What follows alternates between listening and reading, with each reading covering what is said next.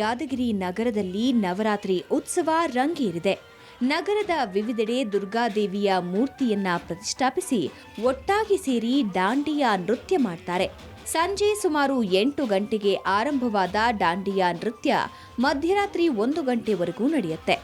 5 ರಿಂದ 50 ವರ್ಷ ವಯೋಮಾನದ ಎಲ್ಲ ಹೆಣ್ಣು ಗಂಡು ಮಕ್ಕಳು ಭೇದವಿಲ್ಲದೆ ಕುಣಿದು ಕುಪ್ಪಳಿಸ್ತಾರೆ.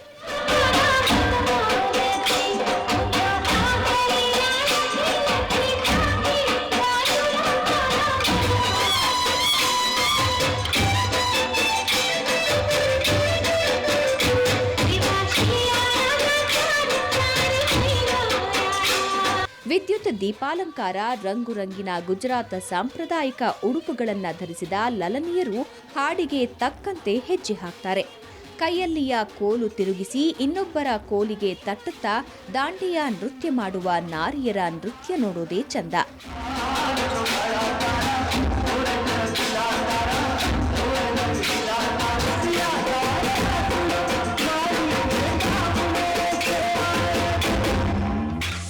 ಒಂಬತ್ತು ದಿನಾನು ದೇವಿಯನ್ನು ಕೂಡಿಸಿ ಪೂಜಾನು ಮಾಡುತ್ತಾರೆ ಮತ್ತು 9 ದಿನಾನು ಉಪವಾಸನು ಮಾಡಿಕೊಳ್ಳುತ್ತಾರೆ ಮತ್ತು ಉಪವಾಸ ಮಾಡಿ ಮತ್ತು ಸಾಯಂಕಾಲ ಇಲ್ಲಿ ಬಂದು 9 ಗಂಟೆನಿಂದ ರಾತ್ರಿ 2 ಗಂಟೆ ತನಕ ಗರ್ಭ ಮತ್ತು ದಾಂಡಿಯಾನು ಆಡುತ್ತೇವೆ.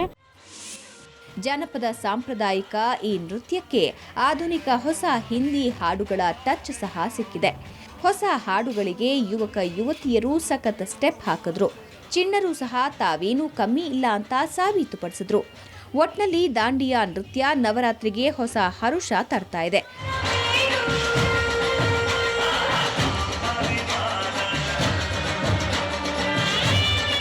ಕ್ಯಾಮ್ರಾಮನ್ ರಫೀಕ್ ಜೊತೆ ಶಶಿಕಾಂತ್ ಕೊರವಾರ್, ಸುವರ್ಣ ನ್ಯೂಸ್.